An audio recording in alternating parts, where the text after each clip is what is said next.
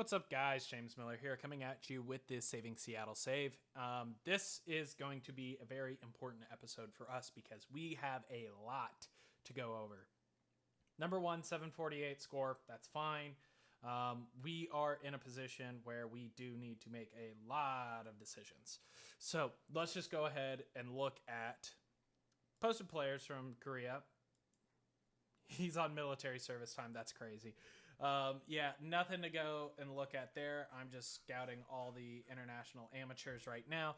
AJ Minter option year, $2.5 million. He pitched great. We are going to execute that option. Stephen Kwan option year. I think he did all right for us, but I am still going to void the last option year just because, hear me out, if we have this contact bat, we need to have him be the only contact guy. But now that we have Corbin Carroll, this is a little bit extra for us. Griffin Jacks, $6 million. I mean, he did great. We're going to execute that option. Mason Miller, $10 million. He's got a ruptured tendon, but I don't care. We are keeping him at $10 million. His 16.4, we will not be picking up. Executed, or $190 million for salary. What does that look like? Let's go ahead and check our salaries real quick. So we have Yordan Alvarez, who is going to be gone. We have Stephen Kwan, who's going to be gone. Luis Velazquez, who's going to be gone. And right now we're at $177 million. An easy way that we can potentially get out of that is we can trade Zach Gallen. We could trade Brian Wu. You can potentially, I think we can move on from Bo Bichette because I think that was a disaster. We can move on from Bryce Miller. And we can potentially look at offloading some of our salary here as well. But, something I also see is we don't have, what's his name on here? Oh, yes, we do. Cole Reagans. We can see if we can move on from Cole Reagans. But there's a couple of options that we can shed a little bit of salary.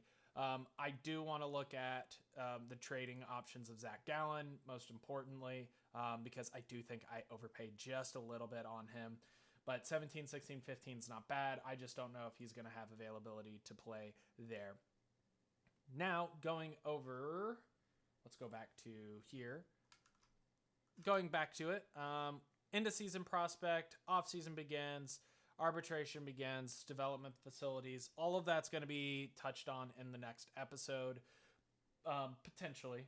We might touch on some of the prospect stuff now, but let's overall go ahead and look at how our team did this entire season. So looking at it, Cole Reagans came in and he pitched great. So I think there will be some value to putting him on the block. Someone might want him. Jeremiah Estrada pitched. Actually, let's go to most innings pitched. Brian Wu, absolutely dominant this year. Got up to 190 innings pitched, 140 ERA plus, 90 FIP. Great ERA, good Sierra, good FIP, 3.5 WAR, 164 strikeouts. This is exactly the type of innings we wanted out of him. Absolutely great. Loved it. Cade Horton pitched 172 innings. Absolutely great.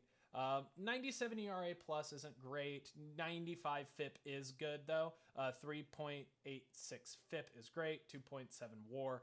Awesome. 151 strikeouts. The strikeout to walk ratio is okay. Walked a little bit. Struck out decent. Walked a little bit too much. So if we can get those walks in order, he's going to be great.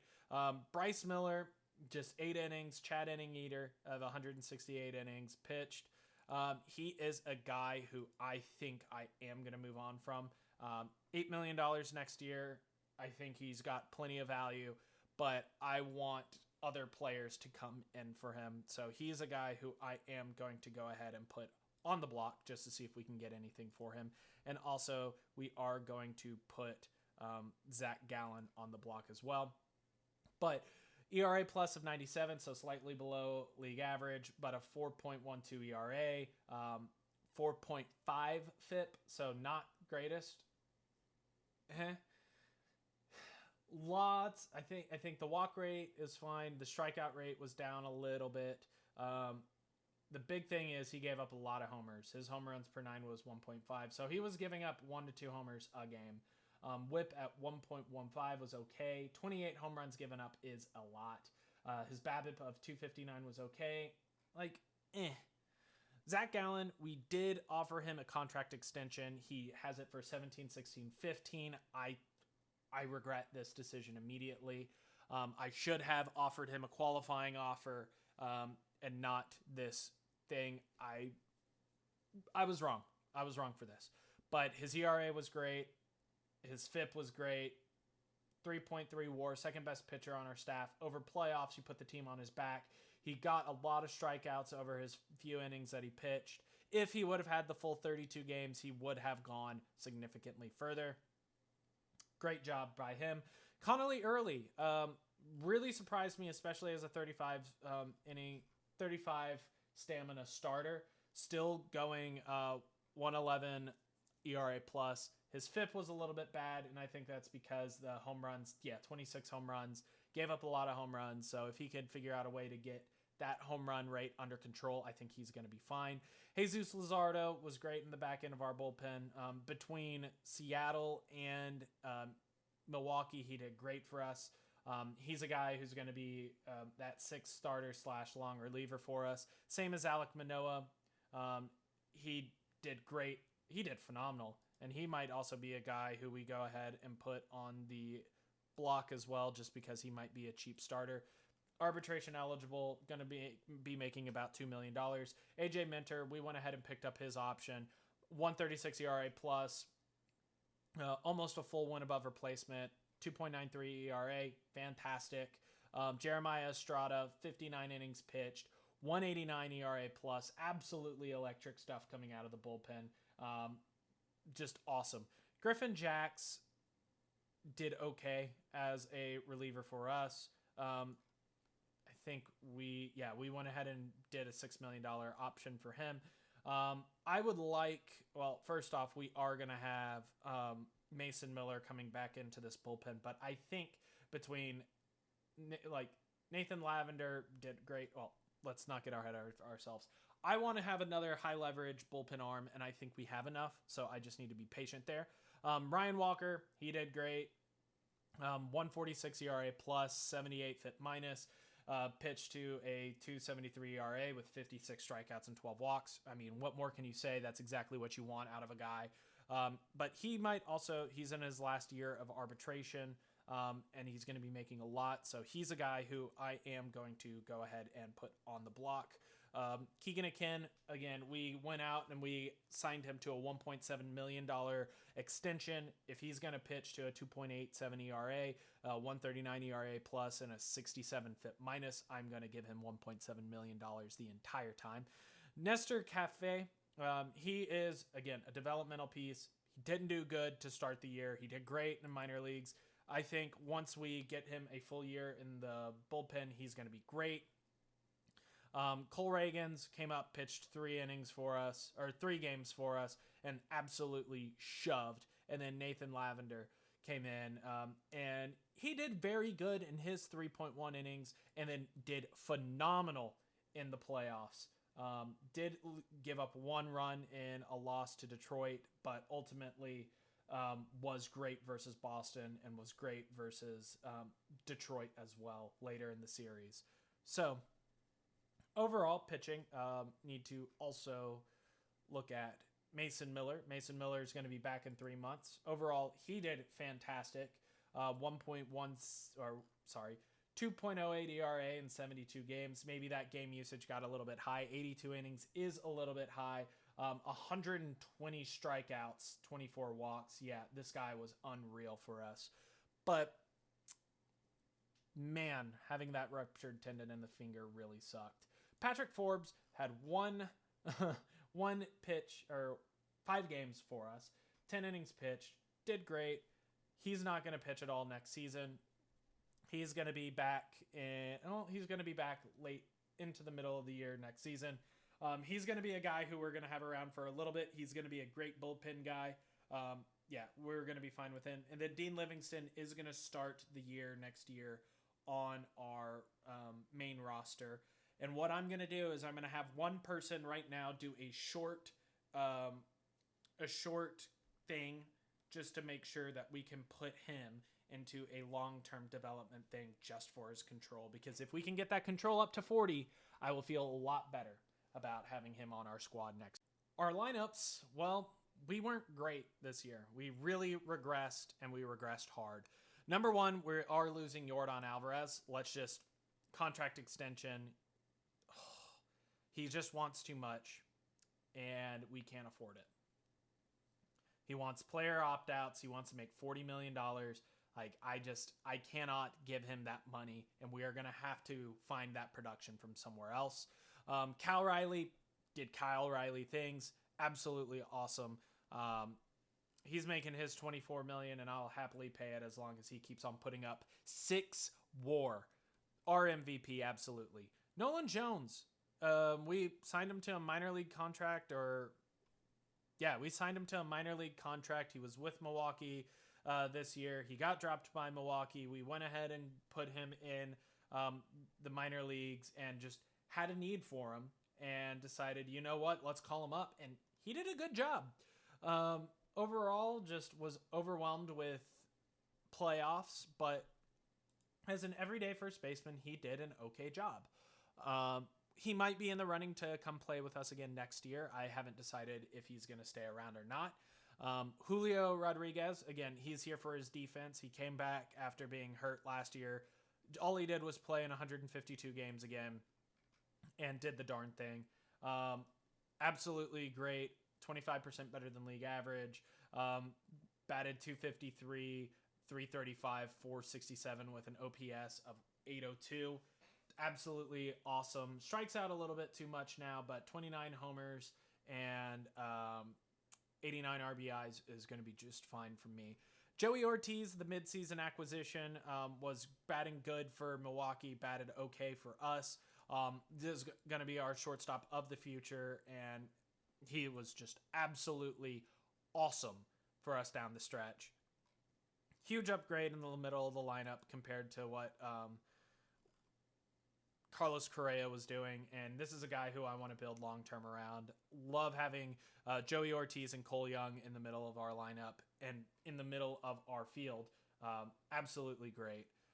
Corbin Carroll came over from Arizona and immediately started producing for us. 116 OPS plus once he got over to us. His average isn't great. His OBP is much better. His OPS is 765. If we could get that to get to that 800 mark, it's going to be awesome.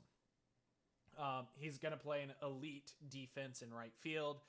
Might slot over to left field this year, depending on who's available, but absolutely love having him. Trey Morgan is going to be our Yordan Alvarez replacement. He just has been stuck in AAA. We gave him a little bit of a trial, and he kind of ran away with it. If we go ahead and do just major leagues and we look at postseason, in 7 games, he had 23 at-bats, batted 478, 538, 826 slugging for an OPS of 1365. Added 1 WAR just in 7 games. Absolutely astounding. Loved having Trey Morgan for the playoffs. And he's a guy who we may try to see if he's available for he's already 26, so like an 8-year extension. He's wanting about $13 million on the high end. That's not going to be a bad little deal for us. We'll go ahead and put a package together to see if we can keep him long term. Cole Young, down year from him compared to his almost rookie of the year winning first and second years.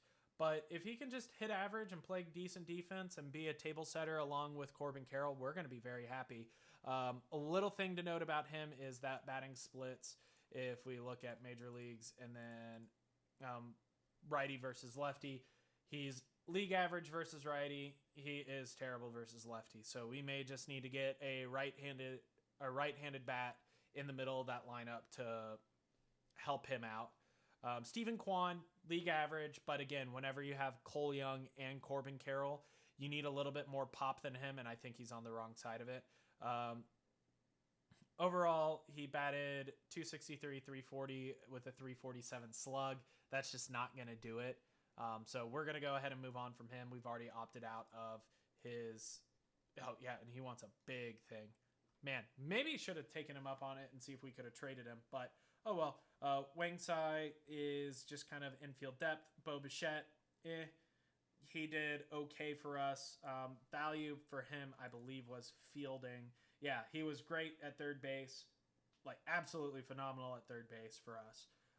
But overall, his bat regressed heavily from the 322 it was in Detroit. Might run him back out again one more season, just because he has half of his contract taken away from him. We have Easton Carmichael, Lizardo Espinoza, Tavian Josenberger, and Zach Levinson. Easton Carmichael is the heir apparent to Cal Riley. If Cal Riley ever falls off a cliff, Easton Carmichael during playoffs did absolutely awesome. He's a great above average defender, so we're not moving on from him. We're not going to trade him like Harry Ford. Lizardo Espinoza, his value is in his defense and his versatility.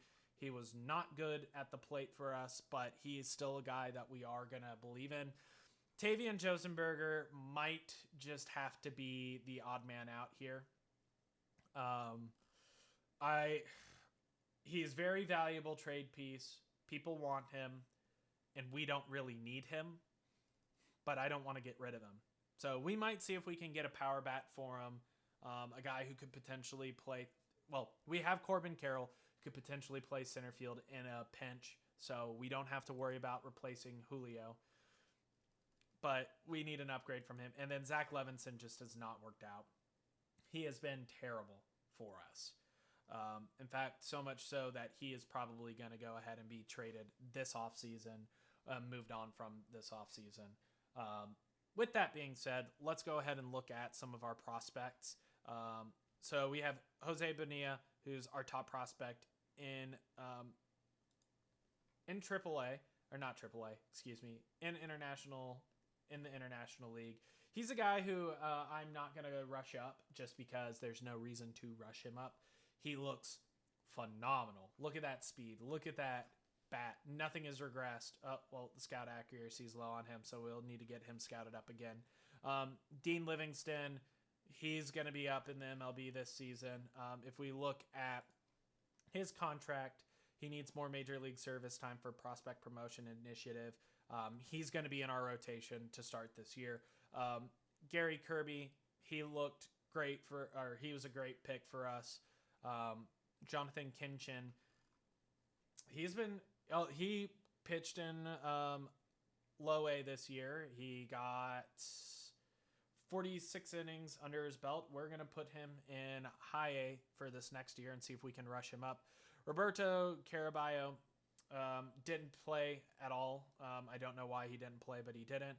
Daniel Lomelli, we sent him back down to rookie ball where he then turned around and started killing it again. So he is going to be sent up to Modesto next year.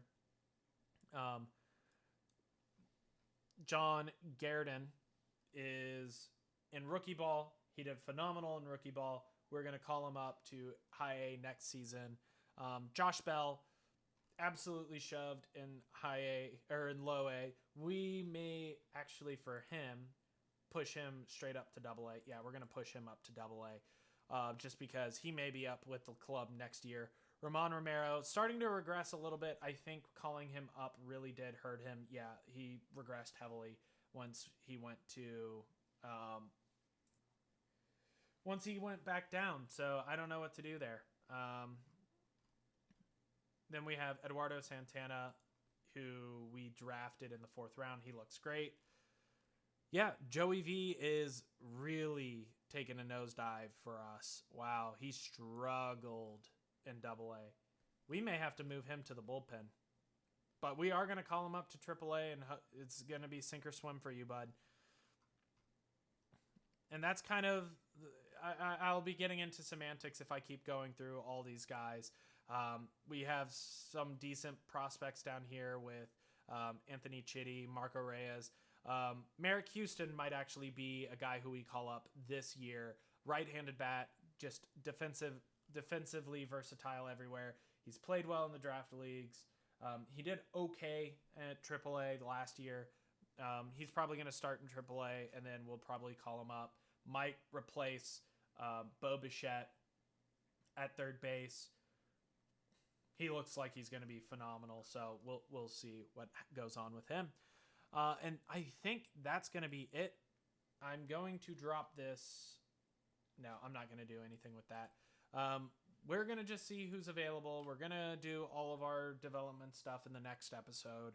But that's it for me. I think we are going to make a lot of changes. And it's a lie. It's not for me. We're going to go ahead and look and see who all we put on the trading block. So if you look, we have Ryan Walker, Cole Reagans, Bryce Miller, Alek Manoah, Zach Allen, all on the trading block. There's not a lot of other people who are looking good, but I think if we can get some of these players off of our bench, we'll be in a much better position than having them on the bench and not on the team.